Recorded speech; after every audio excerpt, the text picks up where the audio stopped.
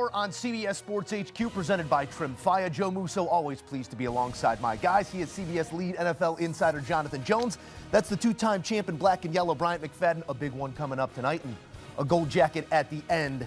And our guy, Patrick Peterson. Fellas, it's great to be with you here, week 18 of 18, with so much still at stake and 60 minutes to play. The regular season has come to a close for some.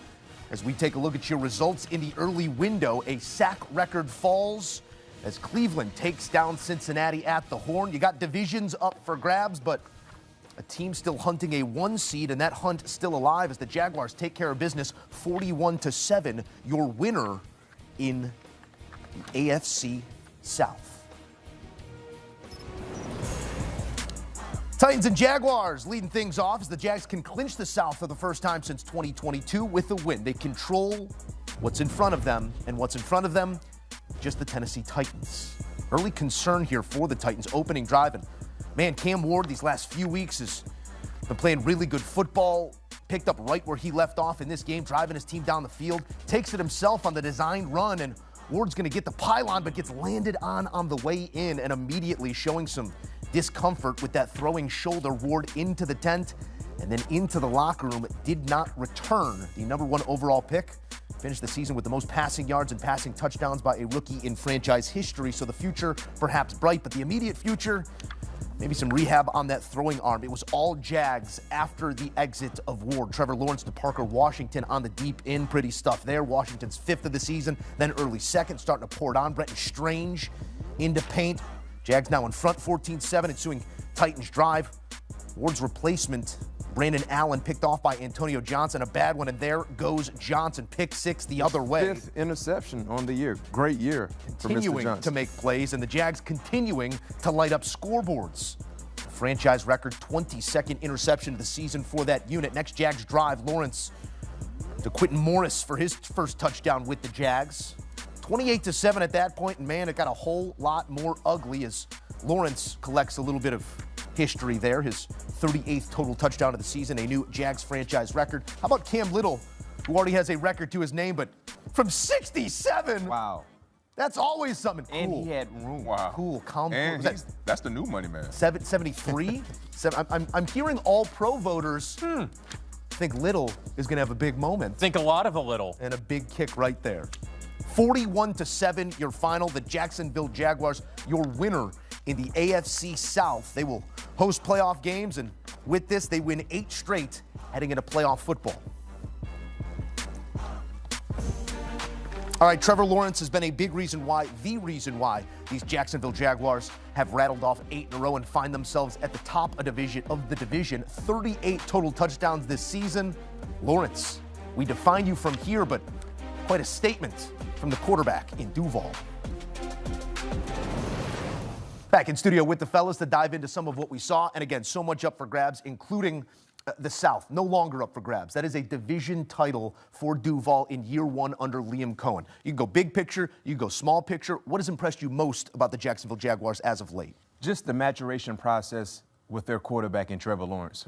And watching this relationship between Trevor and Liam Cohen. This is what we thought we would see. When you look at what Liam Cohen did and at his previous spot with Baker Mayfield, having Baker Mayfield playing at an all-time high, we thought initially when he got to Duval, we would see the same outcome. And, of course, it was some ebbs and flows. It took some time to build that relationship, but right now they're cooking at the right time. In the last 6 ball games for Trevor Lawrence, 1 interception, 15 touchdown passes he's thrown. He's seen the football field extremely well, and I'm glad you mentioned the total element that he's providing with the total touchdown number. Being able to be a +1 in the running game. You never question his athleticism, but just his willingness to run the football in improvised plays or QB design plays has really taken their offense to a whole nother level.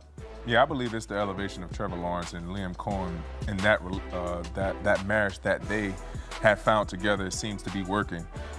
Trevor Lawrence has definitely have taken his game to the next level. I believe his running game, has definitely helped him along the way. But the defense, what the defense has been able to do, taking the ball away, getting after the quarterback, and also putting points on the board as well, that can make the quarterback life a lot easier. So many franchises have been able to flip the script on a season ago. We will have 5 playoff teams this year that were coming off 11 or more losses a season ago. For just the third time in NFL history, we see a 13-loss team become a 13-win team.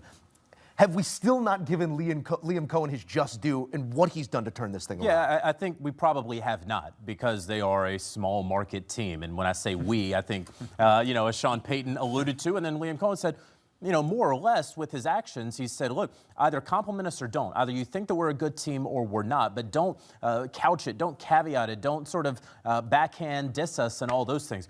Look, the Jacksonville Jaguars are a very good football team.